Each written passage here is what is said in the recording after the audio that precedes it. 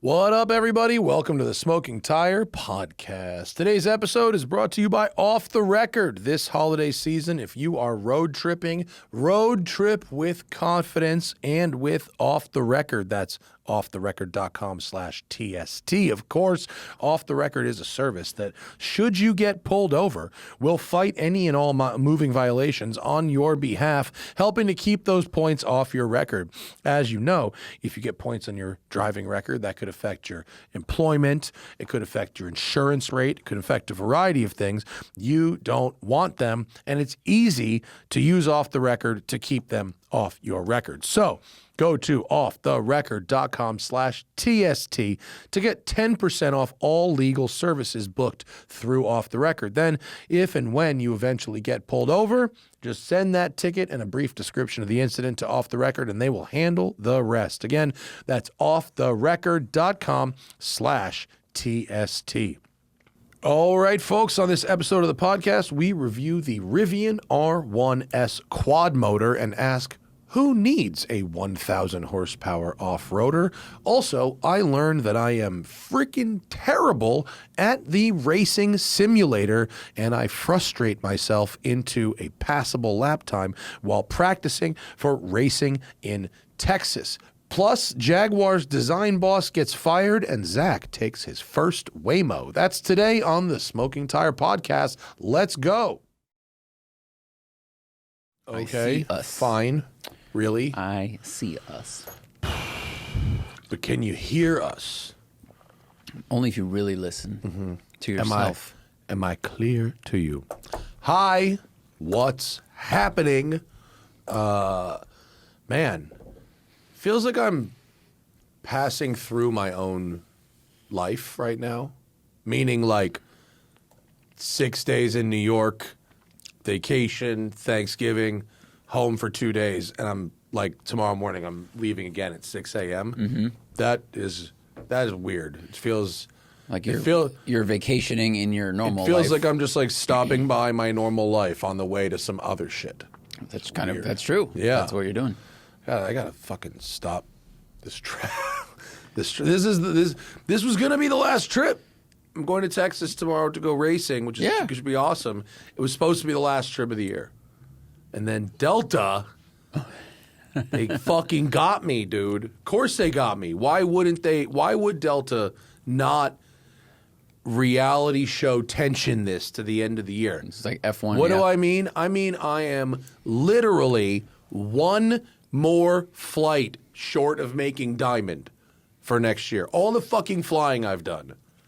And it has come down to, well, guess what? You have to take one more. It's all come down to Abu Dhabi. It's not even far. It's Vegas. It's America's Abu Dhabi. That's actually it's true. So yeah, I need to find an excuse to go anywhere now on Delta for any reason for the rest of the year. Like the shortest flight they offer, basically. Well, they said if I buy a round trip first class to Vegas, that'll do it. Or I could go like comfort to like Utah, Colorado. Like I could go skiing for a day in Colorado. The other problem is like, do you want to go somewhere that's then far from the airport once you get there? You know what I mean? Like I kind of want to go somewhere that's like, where I won't have to then rent a car and do a whole other thing. Like, right. Where can I go? You're just ticking this box. That's all. You just want to tick the flight box. Sure. Yeah, but like, I mean, I'd rather not just like fly somewhere, turn around. And like, I'd like to do something of interest. Someone said fly LAX to Burbank. That's pretty funny. I don't even think they offer that. Sarah flew to Palm Springs from LA, and you can do that. It was somehow a 1 hour flight. Yeah. But the plane she was on goes 500 miles per hour, and it is 100 miles, basically. Mm-hmm. And we're all sitting there at dinner like, how did it take so long? Like, you had to go fly west. You fly west, take off west, turn around. Yeah. It's 100 miles direct, but the distance traveled is probably more like 300. Yeah. And I don't think... They can't. If that plane plane peaks can go 500, no, they don't. There's no way it's doing that. Yeah. Planes fly economy speed, by the way. That's why they can, if they're like a half hour late, they can magically make that shit up. We're going to make some time. A little more acceleration. Yeah. Yeah, no, the LA to Palm Springs is that one you only do if you're going to Palm Springs on a Friday afternoon. Other than that, that's way too short for that. But we could go to see what's a cool city that's like between an hour and 2 hours flying from here.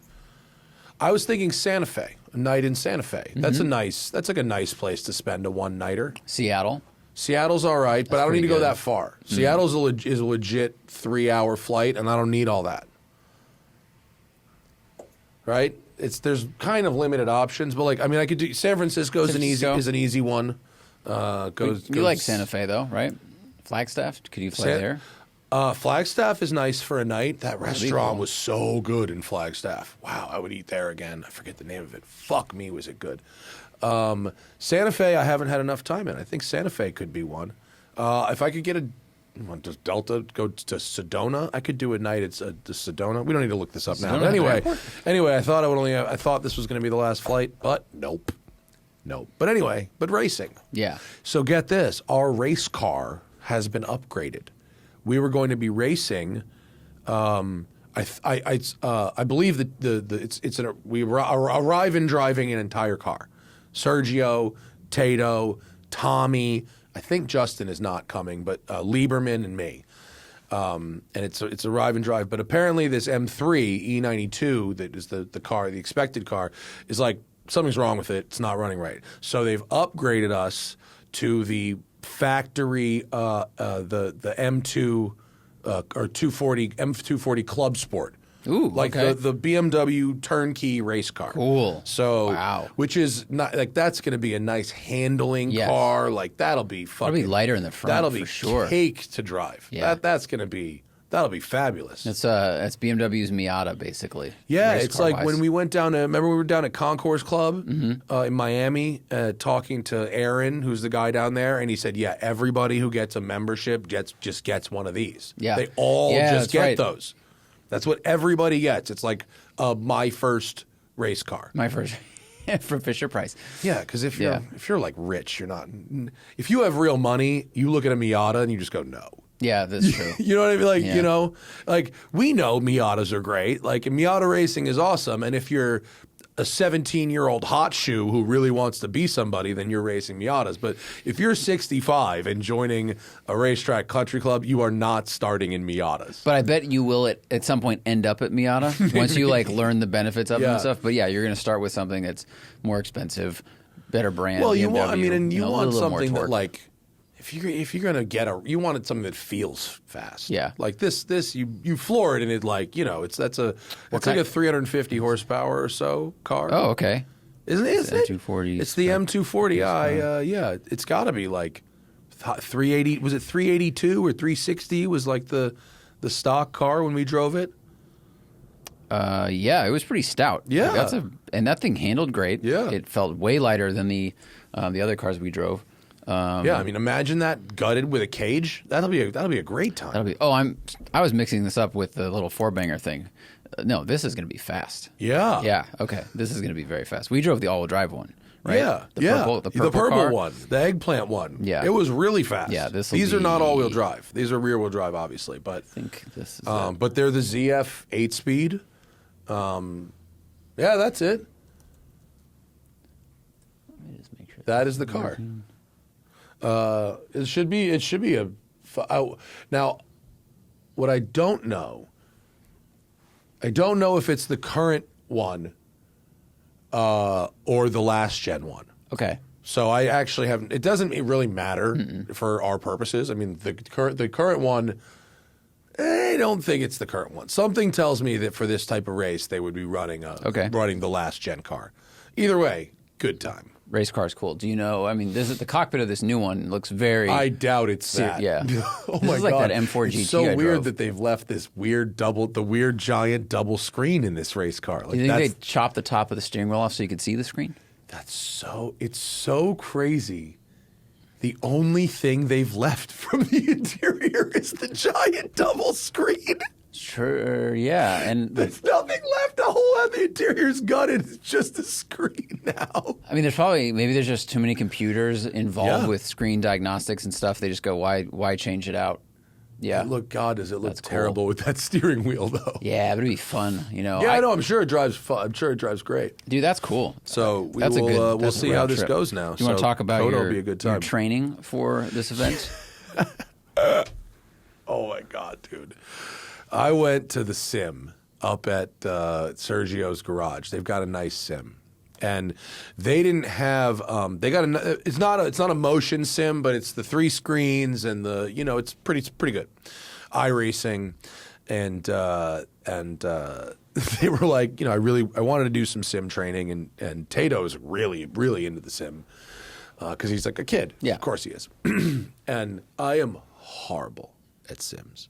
I'm so fucking bad at them. Like, folks, taking a break from the action because support is coming in hot from Aura Frames. Aura Frames is the answer to every holiday gifting moment. You'll never struggle again to find the right holiday gift for your loved ones, especially if you have children and you are tired of constantly having to send pictures and keep up with everyone in your family sharing pictures of the kids.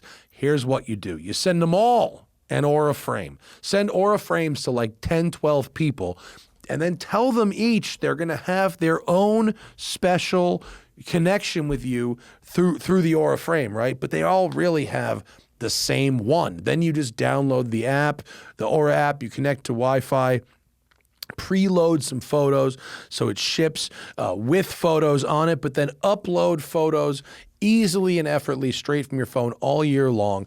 It comes with a gift box. And am I suggesting that you scam your friends and family by saying that they have a unique photo set in their Aura frames? Yes, I am. The odds are they'll never notice the difference. They won't know. Even if they go to someone else's house, it's not exactly the same. I personalized it a little bit. It's so easy. They can all get covered in one shopping experience with Aura Frame. And for a limited time, save on the perfect gift by visiting auraframes.com to get $35 off Aura's best-selling Carver matte frames, named #1 by Wirecutter, by using promo code TIRE at checkout. That's AURA frames.com. Promo code TIRE, auraframes.com, promo code TIRE. The deal is exclusive to listeners and the frames sell out fast, so order yours now to get it in time for the holidays. Support the show by mentioning us at checkout. Terms and conditions apply. Also brought to you today by DeleteMe. They are making it easy, quick, and safe to get your old personal data offline at a time when surveillance and data breaches are common enough to make everyone vulnerable. Look, when you sign up for a new website, when you buy something online, when you make an account anywhere, they then sell your data. That's just like how it works. Your data is the commodity and anyone can buy it. This can easily lead to identity theft or phishing or harassment. And now you can protect your privacy with DeleteMe. Data brokers buy this data from the websites that you sign up with and then sell it to anybody else, which is how you end up with spam emails, scam text messages, creepy phone calls, the whole deal. Right? And as someone with an online presence, this level of privacy is frustrating because I need to use my own phone number for stuff and my own email address for stuff, right? But DeleteMe is here to help, right? Basically, you sign up for DeleteMe, you enter all your information, current and past, and then DeleteMe goes to work deleting all of this stuff. Now, some of it they can delete automatically. Some of it you have to then acknowledge with a couple of clicks. Some you have to sign your name. But they keep going. They do it once, they do it twice. As long as you keep your account active, they keep going, regularly finding and removing stuff you don't want on the internet. And now you can take control of your data and keep your private life private by signing up for DeleteMe. It's a special discount we're offering for our listeners this holiday season. 20% off your DeleteMe plan when you go to joindeleteme.com/tire and then use promo code TIRE at checkout. That's the only way to get 20% off is to go to joindeleteme.com/tire and enter code TIRE at checkout. That's joindeleteme.com/tire, code TIRE.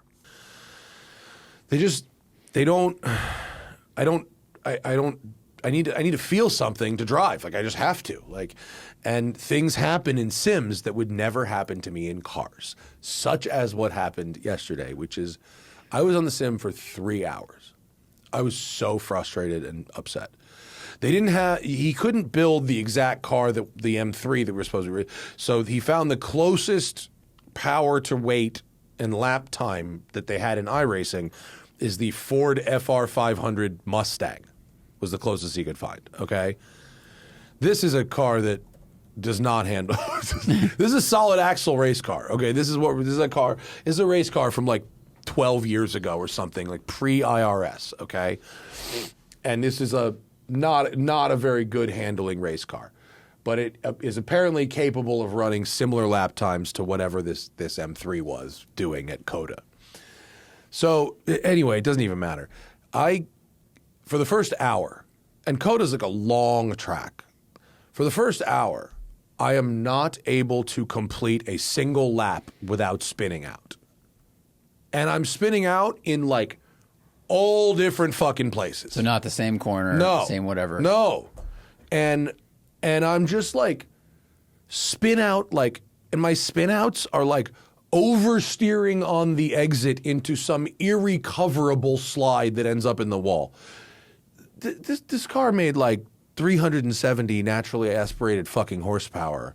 Like, so I'm just like, I keep spinning out and crashing. And you're on slicks, I assume, like in the sim. Yeah. Right? So you're on and sticky tires. You're not overpowering them very easily in real life. But also like the laps are long, and every time you start over, you crash, you start over. Every time you start on ice cold slicks.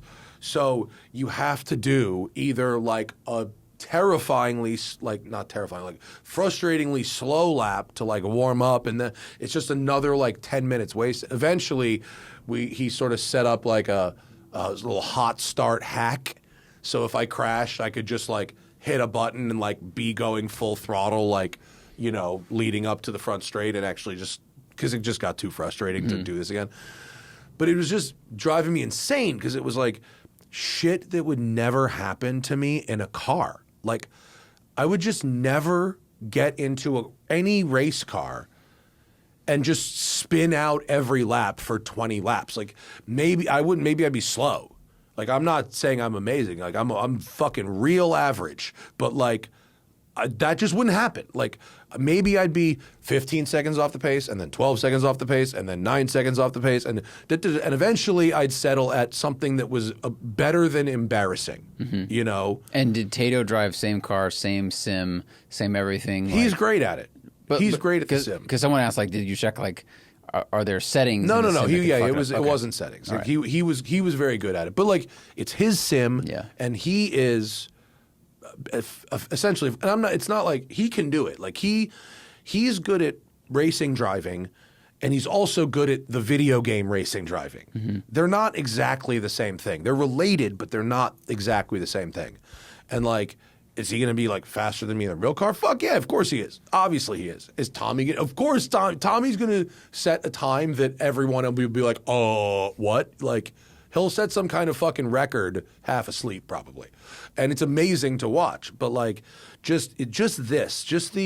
not the like, and let me jump ahead, because after 3 hours, Tato said, I said, what number are we looking for a lap?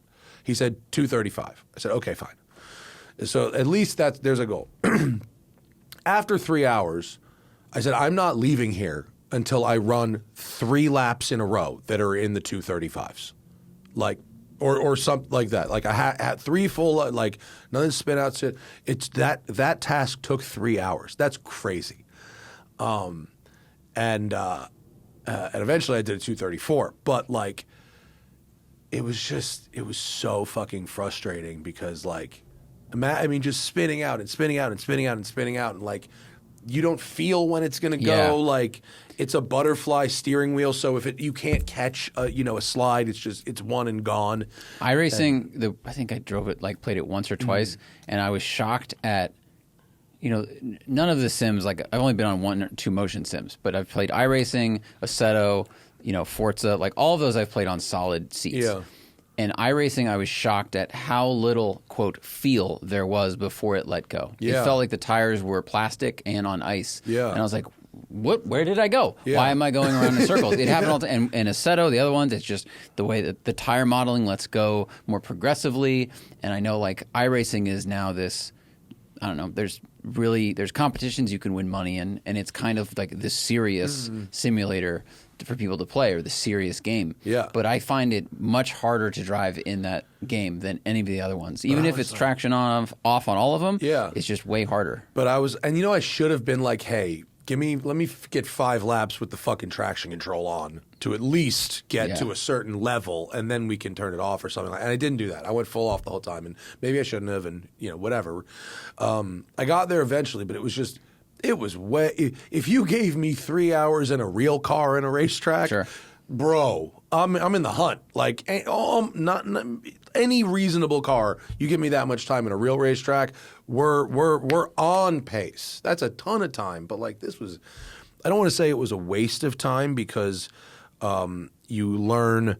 I learned where Tato's breaking points were. I watched his line a bunch, and like watching his line is helpful. That you can take that to the real track.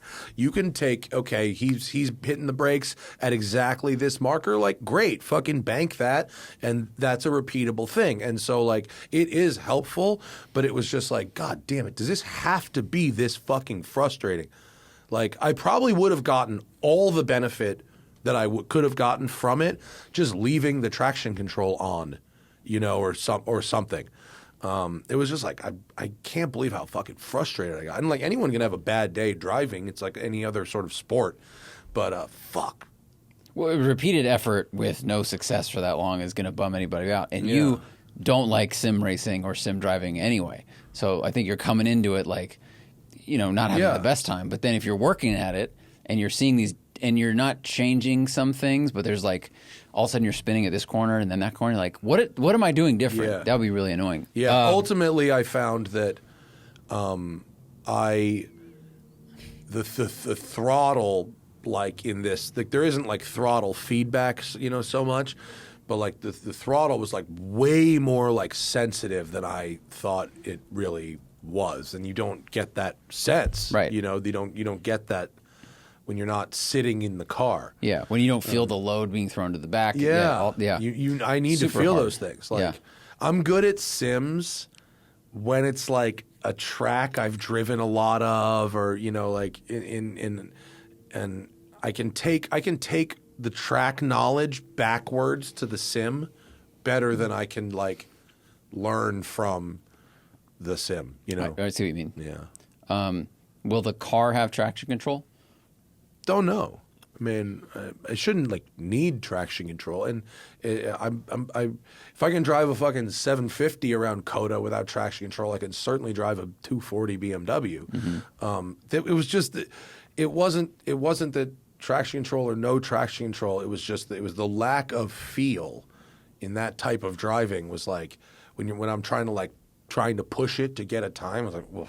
So frustrating. Yeah, definitely. And like in front of like Tommy Kendall, I'm like, oh my God. Like I'm pretty sure he knows I'm not this bad, but like I don't want to start off this weekend like this in front of these guys, Pretty tough. Yeah. Yeah. That'd be a bummer. I get it. That'd be really hard. I mean, eventually got there, but like, whoa. A brutal 3 hours. It was my eyes hurt. Like 3 hours in front of this, like barely. I don't think I stood up for 10 minutes in those 3 hours. Like it was tough. Anyway, how many stints do you guys get each during the race? Is it just one each? And I want to say it's 2 because I think it's 4 drivers and it's an 8-hour race. But it's it obviously depends on like what happens, but I think it's supposed to be 2 a race plus practice day. So there's a practice day Thursday, and then qualifying is Friday. But Thursday is supposed to be like a fucking pissing rainstorm. Oh boy. And so, but it's supposed to be the only day of the whole weekend that it's raining. So I've heard they're limiting how many cars can be on track on the wet and during practice. And so there's like, this is like the text thread as of an hour ago. It was like there's some kind of like lottery to get into Thursday practice. Wow. But if Thursday practice is like fucked, then they're going to extend Friday qualifying into practice or something like that. So they did say everybody will get at least some seat time in the car before the race. So that's I just. 30 minutes in the car is enough. Yeah, really. just to get used to how. Just to be like. Even if the road's wet, to feel how the car, like what are your sight lines and all that stuff. Yeah. And COTA, like, and like, is there, how obtrusive is the driver's, is the net, the window net? Because like COTA has three left-handers that in a regular car is no problem, but in at least in the fucking sim, it was really hard to see the apexes through the driver's nets. So you need to like figure out other visual cues in some of those corners. But either way, like the real thing should be a pretty good time. It'll be really That's fun, what dude. We're race car. Yeah. Race car, big fast track, big high speed track, which is pretty fucking Do you guys have to like practice driver change stuff or? I don't. We may. Yeah, we may. I don't. I guess you have a crew, right? There's like you pull in, and drivers are just helping each other get in and out, probably with belts, comms, and stuff. And we may do fueling, but they have like their mechanics and stuff. Like it's a pretty legit organization, from what I gather. Cool. Does your helmet have speakers and microphone and shit? No, I have the earbuds that have them. Yes, it does have. It has comms, the microphone thing built into it, and then I wear the earbuds. They're not like the over ear ones. You want earbud ones in a race car. Well, I have those earbud ones. I talked about it after Lemons, but I think I want both now because that car was so loud. Yeah, this car probably not that loud. No. It'll be like, yeah, it'll probably be fine. But there's worse things than a race car that's not that loud. You totally agree. Yeah, I totally agree. First 10 minutes, I was like, this is the best, and then the last 2 hours and the 3 days of tinnitus afterwards, I was like, maybe we put the inline six back in. Yeah, right. So that'll be fun. Yeah, that's cool. Yeah, in totally opposite than that. Guys, got to take one more break because support is coming in hot from Hydrow this season. Re-up your training regimen by training smarter and not longer. I'm talking about the Hydrow rowing machine. It's delivering unbelievable results in just 20 minutes a day. It works 86% of your muscles in one seamless motion. It's twice as effective as running or cycling. Plus, it is no impact if you have bad knees or bad elbows. Hydrow is your go-to for the ultimate in full body workout. That's what I said, 86% of your muscles, arms, legs, and core. It's twice as efficient as cycling or running. Just 20 minutes a day is all it takes to feel the results. And you could be training hard for a goal, staying consistent, getting a jump on your New Year goals, or mixing in something new to kickstart a stale training regimen. Hydrow meets you where you are and pushes you further. Their members are seeing serious results from major weight loss to stronger performance and faster recovery. All their workouts are led by Olympians and world-class athletes filmed in breathtaking locations around the world. It's sort of like that cycling one that in terms of there's instructors and leaders to encourage you to push harder. They have the largest library around of rowing workouts, and Hydrow keeps motivation high all season long. 90% of their customers are still active a year later. Hydrow's newest rotor, the Hydrow Arc, delivers such powerful results that GQ magazine named it the best rower of 2025. And as of right now, Hydrow is making it easy to give the gift of fitness with free standard shipping, a 30-day risk-free trial, and a 1-year warranty. I row with my trainer, and man, that is a tough workout. I don't even do 20 minutes. 20 minutes rowing is like unfathomable to me. I do like 3 minutes of hard rowing, like 3 times, and I am donezo. Man, that is a real workout. You guys got to get in on this action. Head over to Hydrow.com and use code TIRE to save up to $600 on the Hydrow rower during this holiday season. That's HYDROW.com, code TIRE to save up to $600 at Hydrow.com, code TIRE. Also brought to you today by Smalls. I just got back from a week of travel, and you know who was the happiest to see me? My 4 kittens. And I was happy to see them. I couldn't believe how much I missed them while I was gone for a week, and they were hungry. It's not that I didn't feed them. We had cat sitters, of course, and they fed them plenty. But they know when Daddy comes home, it's food time. And boy, did they appreciate the Smalls that I gave them, because the Smalls cat food, it's fresh, it's protein rich, it's delicious. My cats go crazy for it, living their best lives. Truthfully, this stuff is great. It's actually helped because I've switched mainly to wet canned food, away from dry food, and the Smalls wet canned food, it's helping my cat Nikki and Cricket, my 2 girls. They're a little round. It's helping them lose some weight. That's not the intention. It's just healthy, clean, natural food. But they are getting a little bit skinnier. There's ingredients, preservative-free ingredients that you find in your own fridge. Smalls is delivered right from your door. That's why Cats.com has named it their best overall cat food. Plus, my cats love it. And you get started, it's so easy. You just share info about your cat's health, diet, food preferences, and then Smalls will put together a personalized sampler for your cat. That way you don't have to pick between random brands. Smalls has the right food to satisfy any cat's cravings, and then you know what your cat will like. Forbes ranked Smalls the best overall cat food, while BuzzFeed said, my cats went ballistic for this stuff, and Matt's saying, my cats are all about that Smalls. And when your cat likes the food that you're feeding you, they will actually love you more. They'll sleep with you more, they'll snuggle with you more, they'll just be happier. Smalls also has a bunch of amazing treats and snacks you can add to the order. My cats love them. It's like a little early holiday gift. 88% of cat owners that switched to Smalls reported overall health improvements. That's a big deal. And you can try it risk-free. Money-back guarantee if you don't like it. They'll refund you if your cat will not eat the food. So what are you waiting for? Give your cat the food they deserve for a limited time. Because you're a Smoking Tire podcast listener, get 60% off your first order plus free shipping when you head to smalls.com/tire. One last time, that's 60% off your first order plus free shipping when you head to smalls.com/tire. And now, back to the show. Tell me about the Volvo V90 cross. Oh, I was going to save that for next week. Yeah, because I haven't done the homework on the competitors yet. Fine. Overall, some of the best seats I've sat in. But yeah, they make great seats. The best. I think they're better than the car we drove to Zion. It's just not as firm.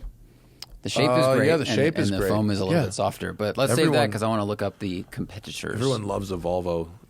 The competitors are like Doug's car, the E450 Mercedes, like the all-road kind of. Is there still an A6 all-road? I think. Is that the only all? I don't know what Audi's all-road lineup is, but all right, we'll save it. We can talk more about the Rivian Quad. I touched on with Doug. I feel like I only touched on it in a negative way. I didn't say very many nice things about it, which is unfair to Rivian because it's really nice. It's expensive. I mean, it's kind of. I'm not sure who's going to buy into this because you can't tell them apart, right? And so you can get a dual motor Rivian that's still a huge amount of horsepower for half the money of this. This thing is now $120,000. They depreciate. They all have looked the same for a while. We're all sort of waiting for the R2 and the R3, right? And so this, I guess, is the last hurrah of the R1 line. I mean, they have been steadily improving it. The body control on the suspension is so nice. It's really, really good body control. The way the height settings work, the way the damper settings are, really nice. Just beautiful riding car. The build quality has been even ratcheted up from where it was before. This is like a really nicely made thing. The materials are nice, and the fit and finish was really good. I thought the stereo sounded really good. The seats were really comfortable, although they're not quite as adjustable as I'd like for a $100,000 car. It would be nice if they had a little more. They're only like 8-way or something. If they could do a little more there, but a lot to like. Really, a lot to like. The short wheel. I wish it had a different slower steering ratio, because when they shorten the wheelbase from the truck, it makes it drive like a car with a cut wheelbase, which is a very specific feel. Yeah. That you usually only feel in like rally cars and stuff. It's weird to feel it in a big truck. It almost feels like the car has an overactive rear steer. Like the Mercedes used to. Except it doesn't have rear steer. Whoa. Yeah. So it's like it's like a Ferrari 812 steering ratio in something with a shorter wheelbase. Right, 296 wheelbase or something like tall, that. Mm-hmm. And then tall. So it's like it does these like motions that are odd that the truck doesn't do. And specifically when you're doing maneuvering at medium to higher speeds. Well, because when we drove the R1T years ago in the canyons, both of us were like, this feels like an electric lifted GTR. The steering, I had no complaints about the speed of the rack at all. It felt very natural. The whole thing is set up for the truck. Yeah. And then they leave it the same when they shorten the wheelbase, and that makes it drive a little strange.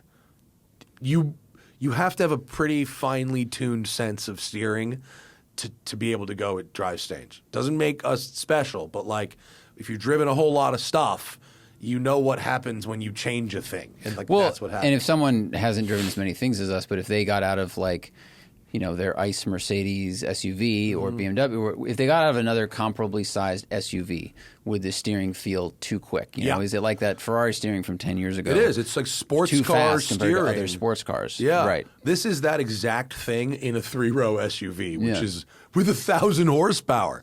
So it's like twitchy handling and a huge amount of horsepower. It is uncomfortable to launch this car, and this one had the knobbies on it, so like it'll just spin all 4 wheels. It's nuts. The power is nuts. I hit full throttle exactly 2 times and determined that was way too much. But it does have this rad tuner thing now, which allows you to really like dial it in if you are the kind of person that likes to dial it in. It has a bunch of standard settings. And then if you go to the next slide, there's photos on my Instagram. You can change like things like the level of stability control, the amount of wheel slip you'll get. Wow. You can change how much brake assist and steering assist and the ride height and the regen. They've Hyundai'd it. Yeah, they've end-tuned it. But it's just one screen. It's all on one screen. It's easy to find. So are there presets too? If you just like, I want sport mode. Yeah. There's like comfort, sport, and off road, and it has presets, and you can go back to return to factory settings because you will almost certainly make it worse by messing with it.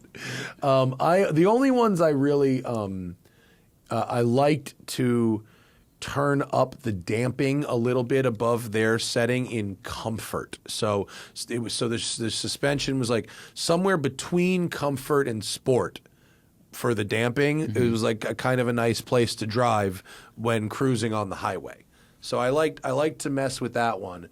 The wheel slip, some of them, the settings really make more sense when you're off-roading, such as wheel slip, unless you want to do burnouts, which it will spin all 4 wheels if you do a launch, which is wild stuff. I don't know what that creature is. There's a badge on the back with a creature. Is it Teen Wolf? It might be Teen Wolf.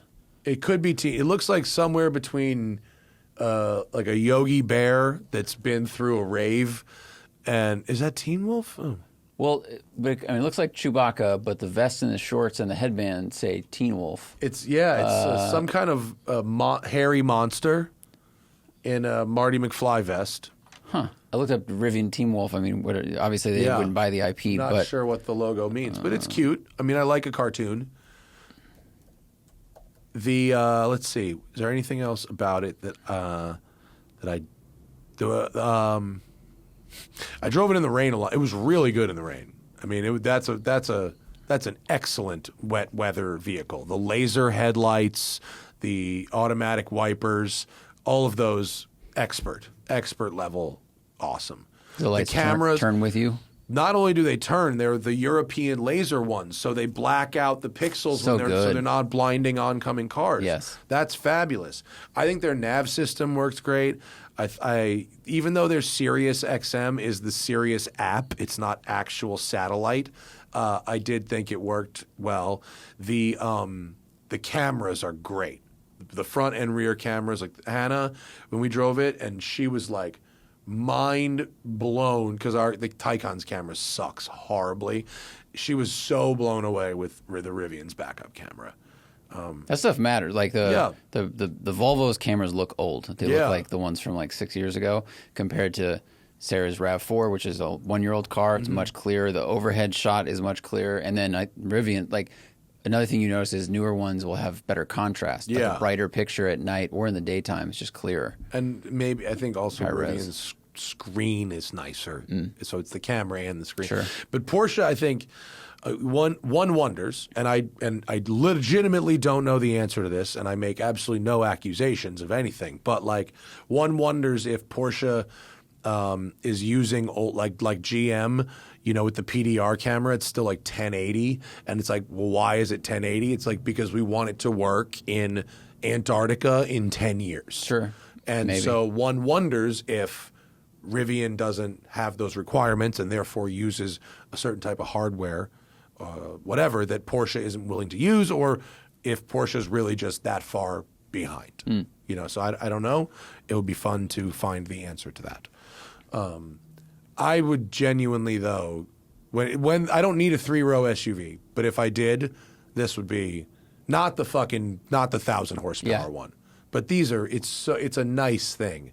It's just the steering is, I harp on it a lot, but you could get used to it after a while. Did this ride? We rode in your friend's car down San Diego, and I just remember, you know, the ride of the longer wheelbase T is much better. Yeah. If you sit in the back seat of the one down in San Diego, it's like it's a little sporty. You know? I didn't sit in the back seat of this one while someone else drove. Maybe I should have, but I did. I was surprised in the back seat of Brad's car that it was notably worse than being in the front It's seat. in sport mode in the back, basically. It was driver optimized. Yeah. The whole thing. Brad also had the one on the big rims, and this one has the adventure adventure knobbies. That doesn't help. So these are, I think, these wheels are 1 inch smaller than those street wheels. It's also kind of an LA complaint. Like Brad's was recalled for suspension related issues. So that could there could have been something. Yeah. Not recalled, excuse me. Lemon. Yeah. Yeah. Yeah. They couldn't get the alignment in spec, I believe, right? Unalignable. Unalignable. Yeah. No matter how many crystals, whatever, chakras could not get aligned.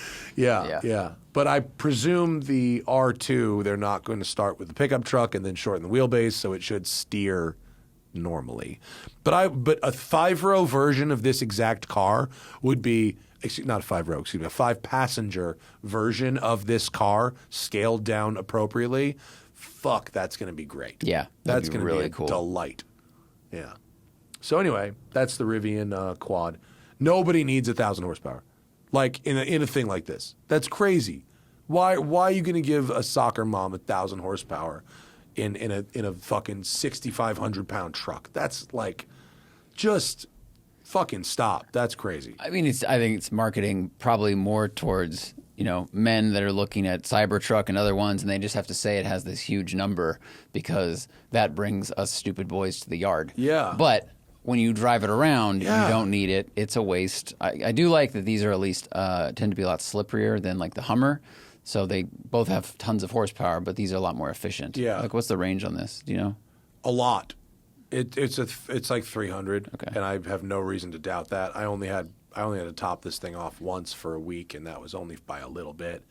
It's a big battery, but 374 or 400 in. It's a lot. Yeah, it's like 400 miles if you drive it in conserve mode. I did not. EPA. Yeah, and actually, conserve mode. That's the funny thing about this is you could drive this car in conserve mode 100% of the time. It's not slow. Mm-hmm. And now they've fixed it. So they used to when we did the T back in the day, when you put it in conserve mode, it lowered it all the way. Right. So it was like sitting on the bump stops, and you didn't want to. I want the low power for driving in the city, but I need some suspension, please. So in these now you can do that. You can put the suspension anywhere you want in conserve mode, which is like you would just drive in that mode all the time. Yeah, you just eco mode. Right? It's like 600 horsepower in conserve mode. Like, what are we doing? I mean, I can't believe I'm the one saying this, but like, you have to understand, it doesn't have the brakes for that. Like, it doesn't have the tires for that. Like, 1,000 horsepower on like all season. Like, these are like they're not even all. Those season. are kind of off-roady. They're like off-roady. Yeah. Like with a fucking sharp ass steering rack. It like weighs 6,000, 7,000 pounds. Yeah, like right? what are we doing? Yeah. Haven't you seen the video of this thing blasting a K-rail? Like everybody's seen that video. Like just because this is like all this fucking bullshit now. Just because you can doesn't mean you fucking should. But I think to that point, like they just because they can build it, they don't have to. But most people that buy these will never floor it. They might do it once and scare themselves. Yeah. And then just because they can, they don't have to, and they won't. Yeah. They're just going to drive around, and they'll say it, and they'll be excited. They'll say it has this. It's like people that buy AMGs just to sit in traffic and idle around because they like the seats, and they've got 700 and 800 and 600 horsepower, and all they do is glub to the club. That's a fun phrase, isn't it? Yeah, no, you're right, and quad motor off-roading is really nice. Like that is like it's amazing wheel control. Mm-hmm. What you can do going up a thing with it's crazy how good that is. How much it like makes something like a Land Cruiser feel like a clunky piece of shit. No disrespect to the Land Cruiser, it does what it does for its own reasons, but like these things are so nice off-road. Imagine 400 miles. I bet we could do like a BDR in one. Oh, sure. I bet you could. If you find the charging, in every other town or Jenny. Might be tough. Yeah. Putt. Well, some of those towns we went through in Washington, and that was 15 years ago, I guess. That's not really fair. I was going to say there's no level 2 charging in a town of 300 I mean, people. who would know this is Rivian. Like Yeah. If I was like, hey, I want to drive across, a state, we could definitely do it. Could be fun. Yeah, you just gotta pop electric out, charge, off-roading go is here. so nice. It's That's the way to do it. Yeah. If you've never done it, people, I can't tell you how nice it is. It's like walking without using your feet. Yeah. It's like it's so quiet. You just have the windows down. You don't hear any strain from the car. There's no like jerkiness. You just go. It's just forward motion. You don't have to rev and slip the clutch or anything, or feel the torque converter lock up. I think, mark my words, there will be a time where an electric vehicle will win King of Hammers, and it'll probably have to require hot swap technology. Yeah. But if they can get Someone does it now. No, they run them now. They run them now. But it's an EV class. Oh, yeah. And I think if someone does hot swap tech and they have like four-wheel controllers that are really, really good, I think you put all that together and they'll probably win. Yeah. It's just so nice to do it off-road. You're so like peaceful. It is. Yeah. Without, revving of whatever engine, but like you just take all of that out of it. Yeah. It's great. Can't wait for the R2 and the R3. That's what I'm really thinking about. That's probably not what they wanted me to say by giving me an R1 for a week, but that's well. But I think their fit and finish is really nice. I mean, every Rivian I've gotten into from the beginning, I went, whoa! Yeah, like first effort, this is built well, feels well, nice choices, great design on the inside, looks really good, and I think blends the luxury and kind of outdoorsiness perfectly. Yeah, it does do a good job of that. Mm-hmm. I don't know how many of them actually spend much time off-road. I certainly see them running around LA a lot. Oh, of course. Yeah. Which is exactly what I would use it for 90% of the time. Did you see this? Oh, shit, really? Yeah. They kicked out the guy at Jaguar who designed the new Jaguar concept? Yep. Oh, I guess it hasn't gone very well, huh? That's too bad. Sorry for him. I guess he did boss Jerry, I guess. Jerry McGovern. Jerry McGovern. But he's been in charge of Land Rover design since 2006 and JLR as a whole since 2020. I mean, I got to say, Land Rover design since 2006 has turned out some pretty decent-looking vehicles. Yeah. Their entire design aesthetic between that year and now is pretty good. Yeah, so I guess 1 week ago, a former Tata executive took over as JLR CEO. And he went in and was like, out of here. And okay. Maybe he just hates this thing. He might just hate was it 00 design? Yeah. Concept? I mean, I think there's aspects of that design of that thing that are really cool. That new Jaguar. I think the proportions are cool, and if they soften the whole thing, I mean, it's a concept car, right? Yeah. It's going to look insane. Yeah. What comes out of that would probably just look pretty cool and normal. But the launch, I don't know. Everyone on the commentariat online are very fickle and reactive bunch, and a lot of people were like, look at this HVAC rear end on this thing and stuff like that. Well, that's bad. Yeah. No, the motel rear end is bad. The motel HVAC. It was a weird. It seemed like a lazy choice for a clay car. But if he had a hand in this, the new Defender, I mean, that thing looks great. Too bad for him. Yep. Our other friend, whose name I can't say yet, but he worked at that same company, who just left recently. Oh. I just found out what he's doing, which is starting his own car company. Really? To make a car that is the kind of car that he has been talking about making for a while. Whoa. So we'll have to. I got a press release, but I don't know if it was an NDA or anything like that. Okay. We're definitely going to get him on the show to talk about it, but it looks very promising. But I don't want to ruffle any feathers yet, so we have to kick that one to next week. Cool. But yeah, there's a thing there that's happening. Rad. It's kind of exciting. He's a fun person. If he is who I think he is. Yeah, the man likes a good time. Yeah. Before we get to the patrons, and there's a lot from you guys today, want to plug, we've just announced at Road and Track the next event for over at experiences.roadandtrack.com. The next event in 2026 we've just announced, and I have now blanked on the name of it. They only told me the name today. Scroll down. We got. Oh, is it not up? It was supposed to go up. Well, I'm just gonna tell you. It's gonna be the Pacific Northwest. It's going to be June 10th to 13th. It's going to be a racetrack, a very cool racetrack, as well as a day at Dirtfish. It's going to be Mount Rainier, Olympic Park, all those beautiful roads, the Mount Rainier roads. You know who I consulted with to develop this route? One Jason Fensky. Oh, right. He lives up the there. expert in the area, gave some expert advice for this particular route. Haven't scouted it yet, but June in the Pacific Northwest. We've wanted to do this one for a really long time. Sweet. I've been pushing for the Pacific Northwest. It's one of my favorite places to drive. It's so beautiful. The tracks are really cool up there. Dirtfish is awesome. There's some really, really cool hotels we're going to hit. And then, of course, April 2026 is going to be Arizona, Nevada. It's going to be the desert. What's it called? What have we called it? Desert 600? What's it called? Desert Run 600. It's going to be Vegas, Valley of Fire, Las Vegas Motorsports Park, Zion National Park, that beautiful road up and out all the way to Sedona, and then ending in Scottsdale. That one's going to be super, super fun. You can sign up at experiences.roadandtrack.com.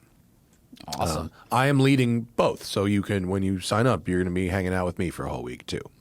You can pay to hang out with me. I don't actually see that money. Right.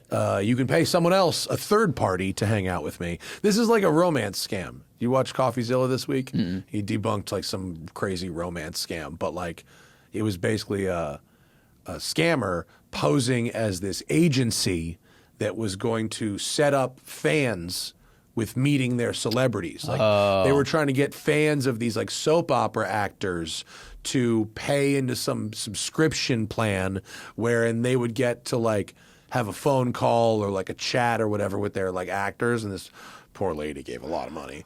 Yeah, it's shady, but like this isn't that. You give, it's like that, but I'll really be there. Well, you'll be there. You're not AI. Yeah. And I'm not AI, and you're giving the money to Hearst. You're not It's giving. more the like if money you buy to a me. VIP pass to like Mercedes F1, and Right. Brad Pitt's there, and he doesn't get the money. Yeah, But yeah. you can stand next to him and ask him annoying questions. You know. Exactly. It's exactly that. But also the driving roads are going to be really beautiful, Dude, and the that's tracks are cool. going to be fun. So, Desert in April, Pacific Northwest in June. And there will be 2 more after that in 2026 that we have not announced yet because they're not finalized. So let's go to the people at patreon.com/The Smoking Tire Podcast. It's where you get the show live. It's where you get the show early. It's where you can get the show without ads. It's where you can get extra show. And it's where you can get exclusive access to merch collabs and all kinds of other And it's the things. best way to support the show. Most importantly, that. Better than listening to all the ads or doing YouTube Premium or doing any of those things. Not to say that you shouldn't listen to our wonderful advertisers. You should. Well, I guess you probably want to talk about how the track, you're going to track day tomorrow. At Streets of Willow. Yes. But I guess you should probably talk about it after the once drive, it's once it's over. Yeah, That'll and be then I'll tell you my funny BMW warning light story later. Oh, okay. Yeah, okay. Yeah. Yeah, fine. Later? That's later. I was going to say I took my first Waymo yesterday and asked you a question about it because you have more experience. Oh, yeah. So You my took a Waymo to dinner last night. drove great, aggressive at times that surprised me, very meek at other times that also surprised me. But the one question I had is a number of times it would be heading north on a really big, empty suburban road. You know, we're heading north towards Beverly Hills, and it turned right and then left. And I went, oh, maybe there's traffic up ahead. I didn't see. Something was going on. But the next time it did it, I started paying attention. And so it's heading up So it was zigzagging? It was zigzagging through Beverly Hills? through kind of near like the Fox lot area. And I just went, okay, we're not gaining time. We're not By avoiding the way, anything. my Waymo took basically the same route. It was a good route. Yeah. There was very little traffic, but I was just confused why it was deviating. Do you have any So, insight? okay, so you know how like Waze used to do that, Yes. right? And so neighbors complained. And they bitched and bitched and bitched to both Google and Waze and to city governments saying that our neighborhood is now the shortcut around this traffic every day, thanks to your shit. And they like basically redlined, for lack of a better word, blacklisted, whatever, blackout certain neighborhoods. So like Waze won't do that anymore. Waze will take you on major arterial roads for all but, the worst traffic incidents, right? Got it. Okay. Not so much Waymo. Not yet. Yeah. Because there's just not enough of them Right. for people to complain, right? And they're all driving mad. They're driving, by the fucking book. They're not mobbing Right. angrily. So Waymos will still do the mad avoidance through residential shit that Waze won't have you doing anymore. Okay. Yeah. It seemed like it was adding steps, but someone else I posted on Instagram and they said, "Oh, maybe it's like still mapping streets." So No, I don't it think uses your so. route. Okay. I think it has the good maps. Got it. I think they want you to find reasons to go, oh, the Waymo, it knows better. Yeah. Better than my GPS, better than an Uber driver. This Waymo knows the better way to get there. Like they want you to know that shit. I took a Waymo Yeah. to dinner also, and I took Sean, my trainer, who had never been in one. It was actually pretty funny. My natural instinct when I get in a Waymo is to get in the back. What seat did you get in? First time I got in the back seat on the right. And strangely, the front passenger seat was shoved way back. Yeah. Which I thought was weird because every Uber or Lyft you get into, the front passenger seat is often moved forward, Right. because people get in from the curb. Yeah. This was the opposite. Yeah. So that was strange. And then the second, on the way home, I sat in the front seat, Yeah. so I could lean it back because my back was bothering me after the bench we sat in. I think you should have the controls in the back Yep. seat to move the front seat I looked forward. for 'em, yeah. That they need that. You don't have that, but yeah. So funny thing is, my instinct was to get in the back seat. Sean, right away, front seat. Interesting. He went right to it, no hesitation. Because he wanted to watch how it worked. I guess that's where he went. Does. That's where he went. Yeah, he was like most people, shocking. Like the amount of time it took him to be totally comfortable without a driver being there was very short. Yeah, I watched the radar. I like they have the radar display. I like that. It shows you what it sees, and it sees a lot. Yeah. And I was particularly impressed by its ability to see people at long distance in the dark. Yeah. Like, well, that's LiDAR. hundreds of feet. Yeah, that's but it was LiDAR. just people there. And on the way back, I watched a movie. I treat it like a plane. I watched this rock climbing movie, and I was like, all right, well, what else am I going to do? I've seen these streets before. Nothing. So, yeah. Spotify. Pretty wild stuff. So anyway. But a problem I realized is that when I got into the second car on the way home, someone had left their coffee cup there. And there's no one to clean that out until they go back to their base. Didn't I tell you when I got to the restaurant that when I didn't notice it the whole time because I had gotten in back left because the driver's seat was pretty far forward. So I got in back left. Sean was front right. And I got out curbside, so I crawled across because it was a fairly busy road. So I crawled across, and as I crawled across, I kicked a beer can on the floor, and I was like, oh. It feels weird when you're like, oh, and someone probably just forgot their coffee cup. I think they forgot it because it was in the cup holder. The beer can was discarded. The beer can was discarded. Yeah. This was someone's trash can. Definitely. And that's going to happen. Yeah. Yeah. So All right. anyway. Questions from the people. Murder, Death, Kill 'Em All said, my dad and I each picked up a Boxster S 986 for $10K. Can you think of any car that delivers a better experience on twisty roads for less? No, while it's working, that's probably about as good as it gets. Yeah. There's an argument for for less, there's an argument for like a Toyota MR2, maybe. Maybe. But that's pretty good bargain. Yeah, it's a great bargain, as long as it works. Right. The problem is with a cheap Boxster, almost anything can total it. It's the most totalable car. Needs an oil change? Sorry, son. That's when I read this. The only benefit of like Miata is it's just going to work and repairs will be cheap and easy. Sure, but I mean, I think you have come out ahead. Let's just say. Matatat, that's funny. Matatat says, you often talk about how the 4GT Silver No Stripe is a more valuable spec. Any other examples of other options that have outsized effect on value? Sure. Choosing a manual in a Ferrari. Ferrari manuals. Ferrari manuals were cheaper. Yep. The Ferrari manuals were cheaper when they were new. That's a great one. Outsized effect on value. Had you gotten any Lamborghini in the 1990s painted a non-standard color, had you spent whatever it cost, what would have been a lot then, $25,000, to paint it just any different color, would probably return $200,000 today. Wow.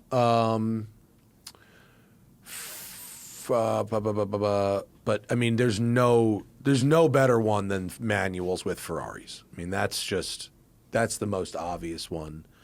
Has anyone? Well, a lot of times the option is connected to rarity.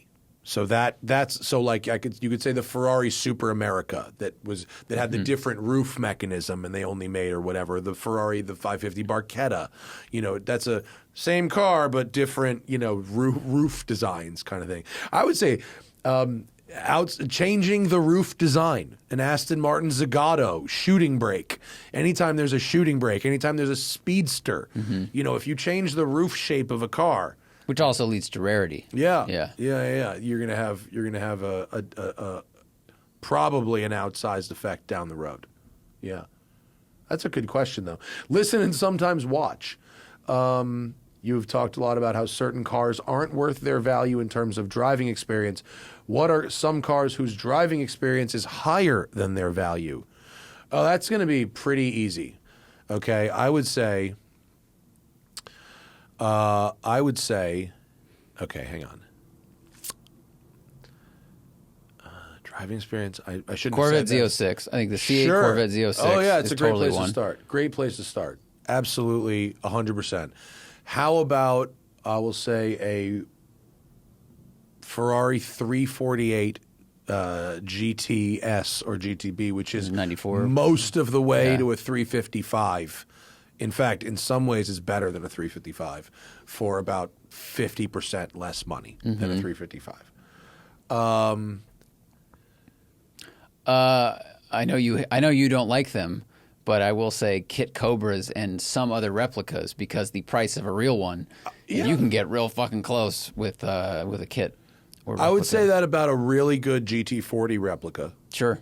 Yeah. I like the personally Hillbank one. like the GT40s better than the Cobras, mainly because for like ergonomic reasons.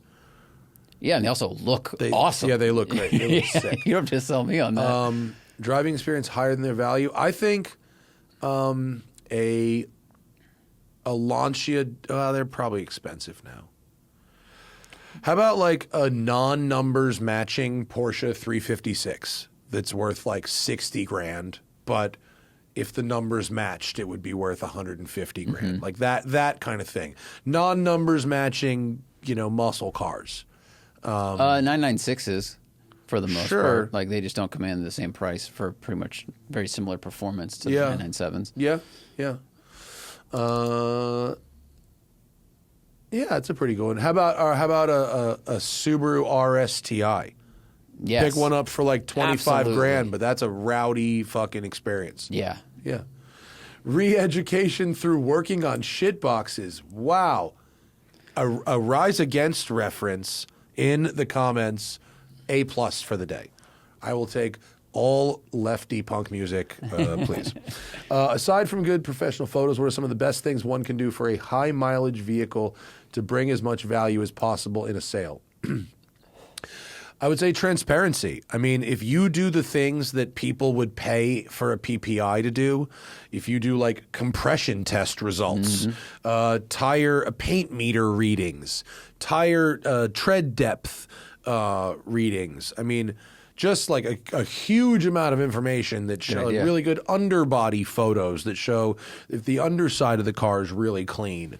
Basically, if you address people's concerns, with a higher mileage car, there's maintenance you can do to keep it going for a long time. Compression's a great one because a smart buyer would go, okay, they told me that the plugs have been changed and the water thermostat's good and stuff, but how's the compression? Am I going to have to deal with that? Or, is there any sort of like oiling problem? Also, it's a classic, but if you clean it really well and take good pictures, because again, it's about showing people here's exactly what it looks like in its best light, clearly, and also here's how good it can look, but you're not trying to get away with something. Yeah. Tim A says, 24 hours later, can we have a temperature check on manual swapping a Ferrari 599 as an NSX replacement? Have you started shopping? The point is to go -1. I have to go -1 for a while and sit on the money and not do anything. We'll check back in like We can check back in a few months. 4 months. But also, it sounds awesome. Wait, go back up. Was that? Oh, my bad. I have Rage Against the Mach-E. I have a manual conversion 612 Scaglietti. It's actually kind of awesome, but I want to sell it to downsize the collection, which is at 8. 612 values are really low, though. Do you see their values ever going up? Man, they're not. They look weird. They're not the prettiest Ferraris. They look a little strange to me. And I think so many Ferraris have risen in value lately, along with most other cars. I mean, we softened a little bit in the last year. But if they didn't move much, then they remain a bargain option for someone who wants a front-engine V12. Yeah. But I don't know what would cause them to rise Unless we can wait a much longer time. So if this person, I don't think they're willing to wait 5 years. I think it's more like 20 years. Right. It's until it's a classic. Until people go, you know what? Yeah. And also, that was actually. Yeah. And that also requires all the other ones to be prohibitively expensive. Yeah. Which just happened to the Ferrari 400i. People my age all of a sudden are deciding that the 400i is actually good. Wow. I think it's because Nicolas Cage drove it in. Leaving? In what's that great movie he was in a couple years ago? The Rock. The Unbearable Weight of Massive Talent. Oh, I did not see that. You I heard didn't? it was great. I mean, I happen to think the Ferrari 400 is a pretty nice looking car in the right color at the right ride height. Yeah, I'd have to see it in person because from here, the front, all I think is like early '90s Accord, late '80s Accord, and that's manufacturing at the time. But you know, if people are starting to pay big money for these, it has some angles that are much better than others. I think the rear 3/4 is pretty kick ass. Proportions, great. Yeah, and that one's at the nice ride height there too. I don't think that last photo you looked at wasn't helped. It was under acceleration and the nose was high. It looked a little weird. Oh, I wasn't looking at that at all. I was just looking at the shape of the front to me. This just it reminds me of too many, I think, economy cars. They look really good in black. In black, just Google a picture of a black Ferrari 400i, and it is much, much better. I love that light blue color in Ferraris, but but in black, look at that third. Look at the just pick a good one. Yeah, that one looks nice. I think black really does serve this shape very nicely. I agree with you.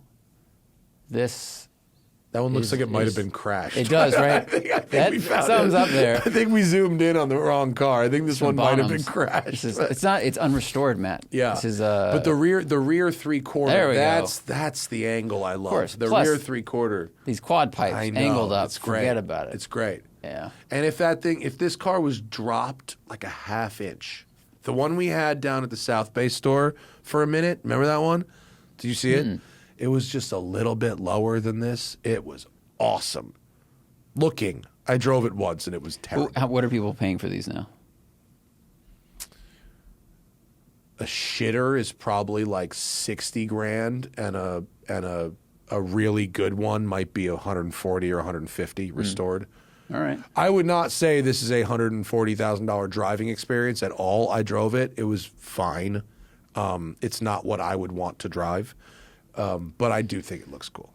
Just as an example of something back to the question. The 612 could get... For 20 years, those were like shitters, and now some people of style and taste, like they're becoming ironically cool. Right?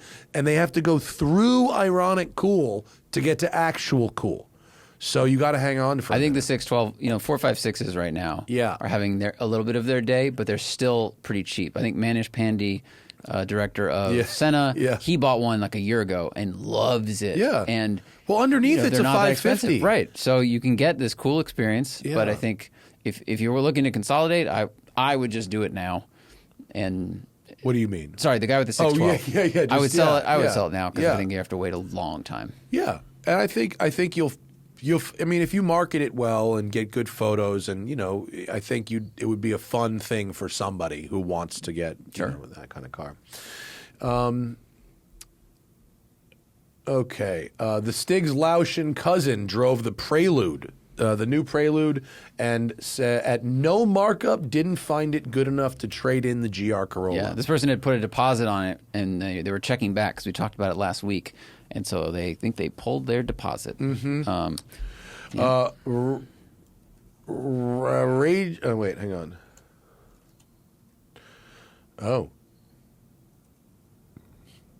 Two clutches, one shift now does the Warheads trick. Thanks about panic attacks. I haven't had any panic attacks since I eliminated most of the caffeine and the sativa weed. Mm-hmm. So it seems like we may have solved that problem. I think so. Yeah. Two clutches, one shift, says best friend wants a 2008 G55 in the mid-30s, trying to warn him about what he might be getting into. I mean, these cars are so expensive to maintain. Our friend Sarah was like, oh yeah, she bought one that looked so cool. We featured it in the video, and man, was she on fucking pins and needles every second driving this thing, because the most expensive things would go wrong. And hers wasn't a fancy one. It looked rad. It was tan, but it was a little scruffy in places. But that doesn't mean it will be cheap to repair. Yeah, you know, there's so many parts on G-Wagons that are only on G-Wagons. Yeah, and dude, they cost a fucking fortune to run. There's a reason these things are pretty cheap. But, our friend Armin got one, and so far, I think it's been good. Yeah. But it gets terrible. It's their city car. It's also that. It's terrible so gas mileage. fuel efficient. But, yeah, like anything, if the car used to cost $120 to buy, it'll cost proportionally correct to repair. Yeah. And this more so than most. A cheap G-Wagon is not a reliable thing. I'm sorry to say. Crouching Sunbeam Tiger Hidden Love Wagon. it. Wow. There's like two happening awesome. at once there. Are either of you familiar with Mischief from the early 2000s? Yes. I am very familiar with Techademics, Mischief. dude. Mischief Yes. 3000. Yeah. I met that guy a few times back in the day. Yeah, he was around. He was around New York. Ferretti knew him. Didn't one of the guys turn into like a tuner out here also? I don't remember. Sorry, I cut you off. No, I don't know. I don't remember. Maybe.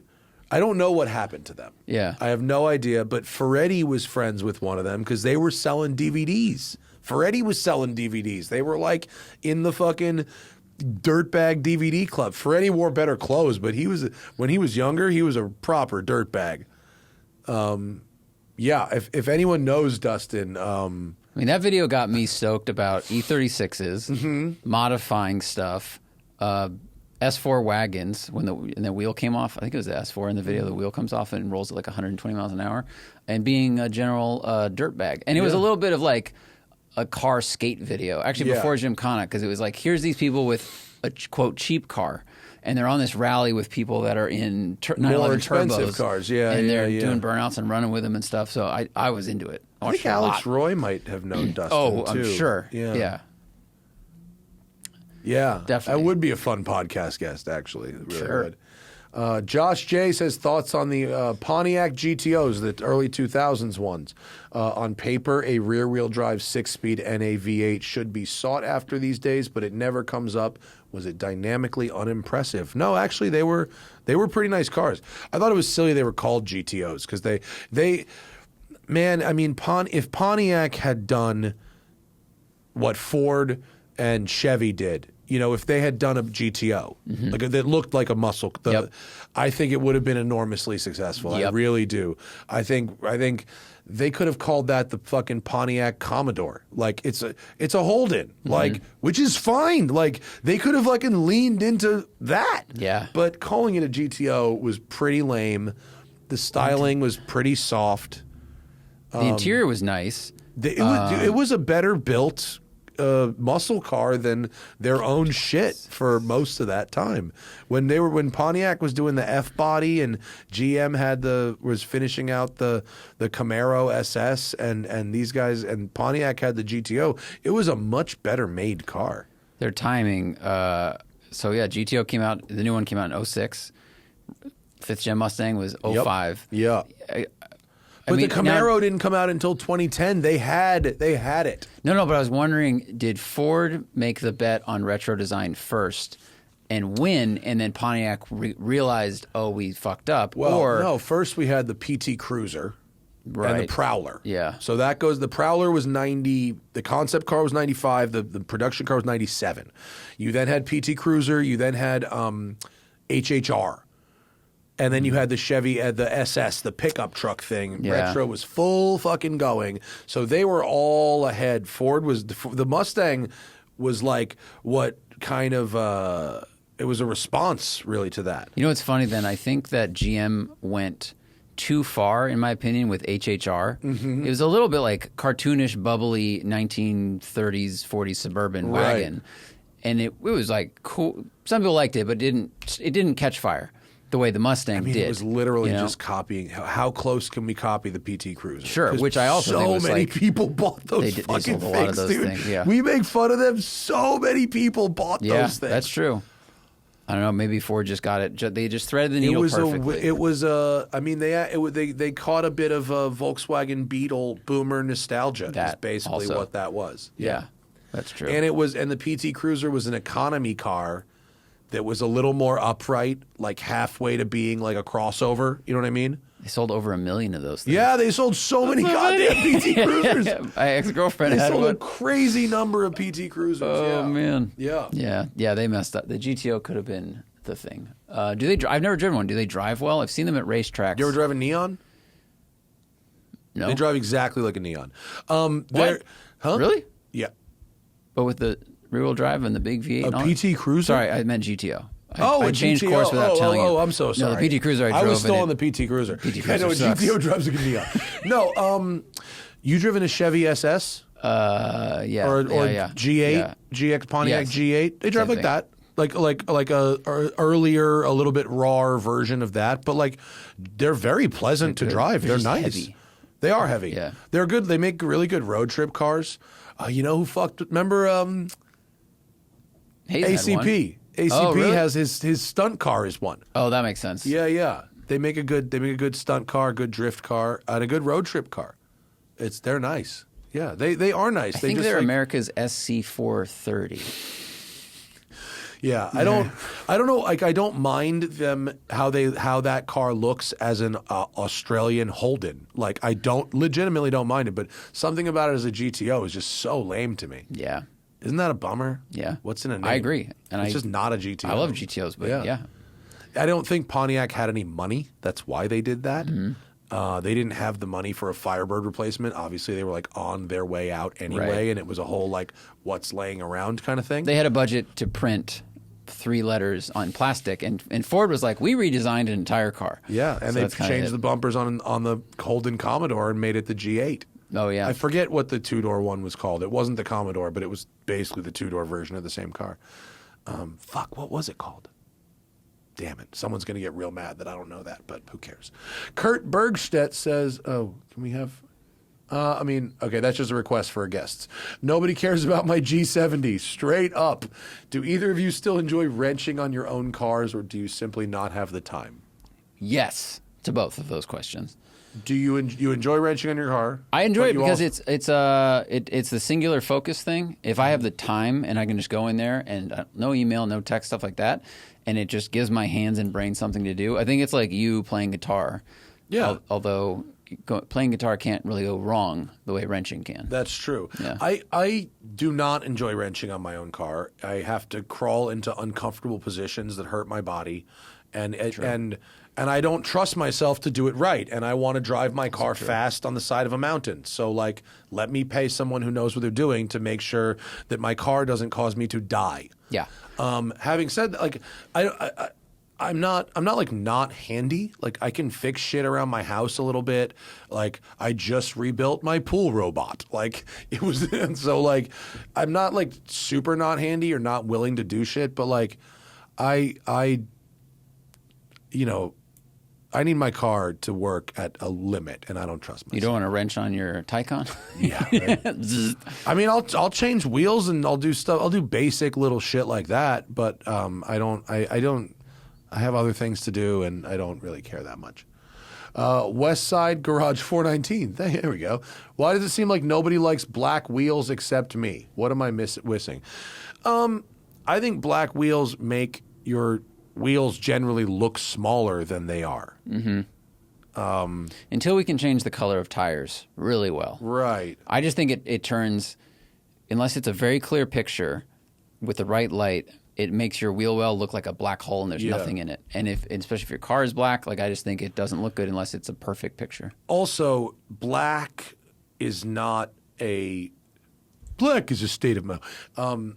There's not one black. Are we talking about the black that you would get on the factory wheels of a Honda Civic that are like fairly crappy aluminum wheels, just painted? Are they HREs with like a beautiful finish that catches the light right?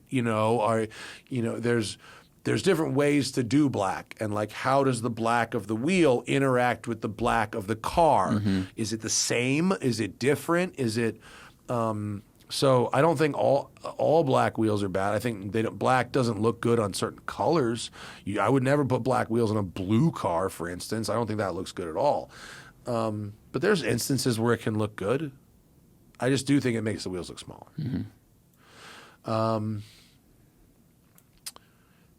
Christian says, a long time ago, you partnered with a dealership to review a 458 Special. Would you partner with another dealer to review special cars like the LFA? Only if the driving opportunity was, like, appropriate. Like, in the case of that video you're referring to, that wasn't like a real drive. I, like, puttered around the fucking block. It was kind of bullshit, actually. Now, I'm not saying it wasn't nice of them to offer, and I did it, but, like, that's not what I would do. If it was like, we're going to meet you at a track or something with this car, then I would say yes. But outside of that, like, no. Dealers, like, are not who you want to work with because they need to sell that car. They don't need to sell cars. They need to sell that car. Yeah. And you then can't treat it like you need to treat it. The Grumbler 500, what do you think about the Rolex Datejust 2? How will it age, meaning appreciate? It will not appreciate. No Datejust will appreciate unless it's like some no Datejust will appreciate. Sorry, that's not an appreciating asset. If you a Datejust is a lovely thing for time telling. It is. It's a watch. I know, but I've never heard you say that about a Rolex. It's a very nice watch. It is a very nice watch, but like, it's not an appreciating asset. It's a treat yourself kind of watch. Are there other watches to consider? That's a passion purchase. So, I mean, every other company makes a version of the Rolex Datejust. We talked about this like 2 shows ago. You have the Omega Aquaterra. You have pretty much every Grand Seiko makes 12 watches that are interchangeable with the Datejust. Oh yeah. But this is passion, right? So I have a Datejust that I really like, but I don't expect to ever see the money again that I paid for it. I would definitely rather have a Grand Seiko. I think they look nicer. Well, they're certainly more interesting. Yeah. I'd probably rather. I also have the Oyster Perpetual 41 with the colorful dial, and I'd rather have that too. Okay, the Stig's non-driving cousin, a 169,000-mile 991 Carrera S coupe, just sold on Cars and Bids for just under $40,000, all driven by the original owner, which begs the question, why are so many 911 owners afraid to put miles on their cars? Well, I think first that makes an assumption that isn't necessarily true. It's not been my experience that most 911 owners are afraid to put miles in their cars. In fact, I find that California has a high concentration of 911s, and people tend to actually drive them a lot. The clubs we see the most in the canyons are Porsche clubs. Yeah. So I think while, yes, you will find low mile, like a lot of people who have Porsches have cars that are better for daily driving. Like, a lot of people who have a 911, like to put 170,000 miles on a Porsche, you probably don't have like kids. Like you probably have a lifestyle that suits driving that car, and like, good for you. That's cool. But like a lot of people, like people who keep their cars with me, they have a daily because they have like kids or dogs or like a life outside of driving their car, and they can't, they couldn't make that work. Yeah. I'm sure there's people. By the way, if you're a capitalist ahead of a car guy, which is fine if that's what you want to be, there's a lot of there potentially, if you buy the right car, there's a lot of profit in not driving it. Right. If you get an allocation for a GT3 at sticker and you don't drive it, you're going to make a lot of money. That might be important to you. If that guy was like, I'm going to buy a 911 and fucking drive it into the ground, and okay. That's not a terrible investment either. I mean, that car was probably, $100,000 in 2013, 105 maybe. And if he drove it 170,000 miles and lost $60,000, $70,000 in that many miles, like that's fucking great value. So good. It's a good time, but it takes real work to drive a sports car that much. Like I've had my car 9 years. Yeah. I've driven 60,000 miles in 9 years. Granted, press cars and stuff, but like that's my only car. Yeah. And it still has taken me that long to do that. So imagine if you're, to your point, if you're a family person and you have a daily and a commute and you drive it on the weekends or once a week to the office or whatever, you just reduced your annual mileage by 80%. Yeah. So I think there's also people that would rather not commute in their 911 for one reason or another, you know? Like I am not afraid of putting miles on my Spider by any means. I have no intention of ever selling that car, and I don't give a fuck what the odometer says. Makes no difference to me. But that doesn't mean I wanted to drive it to dinner last night, fucking zigzagging across. That's not fun for me. Nope. So like, I leave it at home.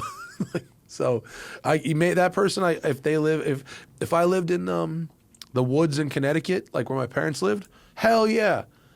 Give me an all-wheel drive 911 and 2 sets of wheels, and that's my car. No problem. But not here. So, you know, different strokes for different folks. She likes it in the ADAS. I love this one. Is potentially the best username I've ever read. With the talk about what options have added value for collector cars, can you think about any options that have directly hurt the value of cars? Faux show. 3 letters, SMG. Mm-hmm. Yeah. Yeah. SMG. Any convertibles? Convertibles are more expensive on the front end and cheaper in the secondhand market. That's a good point. I mean, to use my own answer from before in reverse, like paddle shifted transmission versus manual transmission. Yeah. But I don't know, on the cheaper side of things. Let's see if with collector cars, I think when you get the base of something, like, and I mean, like if you get a C8 Corvette without the Z51 package, then the enthusiasts are not drawn to it as much because it can't even handle like basic track work and all the things the car and the platform can handle. Yeah. Now you don't have any of that cool stuff. Yeah. It's like certainly transmissions because those paddle shifter ones were more expensive. Options that hurt the value. The biggest ones, it's got to be convertible tops, single, or semi-automated gearboxes. I mean, certainly colors. I mean, you could spec a car that was hideous. That's true. Certain companies will let you. I would add complicated suspension before the tech was really ready. Oh, yeah. Like air suspension or height adjustable stuff when it's just known for braking being incredibly expensive to fix, or like twin turbo V12 Mercedes, versus 4-liter V8 or something like that. We got like 6. Johnny E.V. Gierberman says if a ND1 C5 Corvette and a 986 Boxster S are the same price, what are you picking? Or do you want to FMK it? Oh, fuck, marry, kill? All right, fine. You marry the Miata, you fuck the Porsche, you kill the Corvette. I would marry the Miata, and I would fuck the Corvette, and I would kill the Boxster. Boxster would just die on its own. Chabby says, have I thought of trading the Countach into a Diablo or Mercy? No. Why would I do that? Do people not... Poster car... You don't upgrade your The poster car exists in stasis. Mm-hmm. There's no like, oh, let me upgrade this to whatever the newer version is. That was the dream. The dream is there. The dream is real. The dream is here. Mm-hmm. The dream is to drive that car, not fucking rollover minutes. Diablos are okay. They're lovely. They really are, but they don't really do it for me. I agree, and I think the Countach looks better. Yeah, smaller. Last 4. This is the funniest question ever. John Hennessy, you next Tuesday. Would you ever do a show stoned? No. Would you? Absolutely not. No? I would absolutely not. Never would I prepare for a podcast by smoking the weed. Never. Yep, that's the Quaker in you. Why would I do that? Sob Story says best. Wait. What is the best unused car model name that a manufacturer should consider bringing back? I'm sure Probe is not the answer, but always thought Beretta was cool. Beretta is cool. Beretta is cool. We had a bunch that we thought would work when Ford was bringing back like electric car, when they were doing electric stuff like Galaxy. Yeah, that's like true. their spacey names. That was I remember you said that, and that would have been a great name. Yeah, Galaxy would have been a good one for electric cars. Yeah. I like any of the snake names because I'm a second grader. Any car that's ever been named after a snake, I'm so I'm like, funny. yeah, sure. I never said I was the mature one in this building. That's hilarious. Yeah, I would like to see some good names. The Bonneville, but it would only work if it was on a car that went 300 miles per hour. It would have to be some record setting thing. Well, that's from the king of the bits that we would always do back in the day, which was the least appropriately named vehicle. Like, where would you never see this? And so Bonneville was right up there, along with the Chrysler New Yorker, the Chevy Monte Carlo. That's the Monte Carlo. Is like LL Cartier says, my dad's had some cool cars, and it's fun thinking about which one I'd like to have in the future to relive the childhood memories. What memory should I relive? A 2010 Viper ACR, 2008 V8 Vantage, an R8 V10 Spider, C6 ZR1, Nissan GTR, AMG GTR, or 997 Turbo Cab. Your dad's cool. Your dad's pretty cool, man. I would like to own, of those, probably the R8 V10 Spider. The Vantage. Or the V8 Vantage. If it was a 4.7, I forget what year they changed over. I think if it was a stick 4.7, then maybe that Vantage. Black Camel, that sounds nice. I'd probably want the R8 Spider. That's a good one. Those are cool. Uli Kunkel's Autobahn. Have you ever done a driving tour of the Natchez Trace Parkway? It looks beautiful, but stretches of it are limited to 50 or 60 miles an hour. That is not a problem. I was going to say, most roads are limited to some sort of miles per hour. I don't know. Let's take a look at it. Where is it?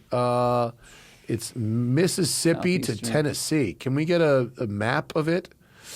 Let's see how this looks. That street certainly isn't it. Wow. Is it? Well, it doesn't. I mean, I'm saying it's not it in terms of like. I mean, here's the thing. Who's going to pay good money to go like stay in like rural ass Mississippi, dude? No offense. Go to Jackson. But like, what racetracks are we going to find? Like it look. All right. I'm sure sections of this are like a very beautiful road. Like it looks like certain parts have some things resembling curves. This is a road through dense woods. Can't see shit. Tarmac quality is good, but it seems like by the shape, it's pretty. It's just, just this side off of straight. Yeah, like it's really big sweepers. Yeah, like those types of corners are not like tight and technical enough. They're just not fun. It's going to feel like you're commuting on a back highway at car speed. Like the little side roads around look at some of the side roads look way better. Yeah. I like where your head is at. I appreciate the suggestion, but that doesn't seem like it. And I don't know who the fuck is going to pay 10 to 15 G's to vacation in Mississippi. I don't know who that is. And where's the racetrack? I don't know. Quick correction, the GTO came out in 04, not 06. So I misspoke. Yeah, but in 06 it became a 6-liter. Yes, it did get better. Mm-hmm. Okay. That's it? Yep. That's it? Motherfucker. I'm going to Texas. Yeah, dude, I'm going have to fun. Texas, and I'm going racing, and I hope it's all good. It should at least be fun. I mean, I only need to be faster than one person, Johnny. as long as I'm faster than I think that's the person you will be faster than, and the only person probably. If I can get anywhere close to the fast guys, that would be. Yes. Because this car is about. Like, if it was a 600 horsepower car, there's no way I'm getting close to the fast guys. This car, it could be the kind of car where I could get pretty close. Yeah. especially after 20, 30 laps, good session. Because you're used to these speeds, whereas like once the power gets real up there, it's real crazy. Tommy's got that experience of closing speeds with crazy Can-Am stuff. Yeah, that's a special no, skill. thank you, sir. So I don't know, but it's fun. This will be the fastest car I've ever wheel to wheel raced. So that'll be a lot of fun. My money's on you. Thank you to our patrons for such good questions on this one. Thank you to everybody else for joining in and tuning in, and we certainly appreciate your support. And I'll see you guys next week when I'm back from Texas. Bye.